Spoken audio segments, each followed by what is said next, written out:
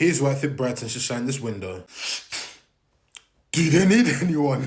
Bro, I went over the entire squad. Look how many keepers they have, bro. The amount of defenders as well. That's the rest of the list. Their midfield is stacked. Like, look how far down that goes. And they've got a long list of attackers as well. So what do Brighton really need this summer? Now, they obviously signed this young Korean winger, but he's gonna go out on loan. They brought in Boskagli from PSV, Coppola from Hellas Verona. They signed Tom Watson from Sunderland. By the way, what a clutch goal he had in the playoff final. And then they obviously sold João Pedro to Chelsea. And by the way, I think that's a good piece of business to sell him for that kind of fee. Do I think Chelsea need him? No. They already signed Lee and Delap and they have Jackson, so this is just a pointless signing in my opinion. But hey, it's Chelsea. Diverting off topic a bit, every time I just hear João Pedro's name, I just keep remembering this attempted GBH he was trying to do on Yarmulke. He's lucky he didn't get jail time for this, bro. That was born clingity fizzy from him, bro. But anyways, the only signings that did actually somewhat make sense to me is a striker. That's because Welbeck is getting old and I have no clue what they're gonna do with flipping Evan Ferguson. And there may be a left winger if Matoma does leave. But then again, even if Matoma does leave, they have a Dengra, Minter can play there, they signed Watson, they even have Enciso coming back from loan, so they're stuck. So do they really even need wingers? I don't think so. So I guess a striker is probably the only one that somewhat makes sense, and the person I've gone with is Mika Biereth, former Arsenal striker. He actually had a decent outing when he was at Monaco, and I feel like he has unfinished business in the Prem. I feel like Brighton are the type of club, they have the money to go out and buy like a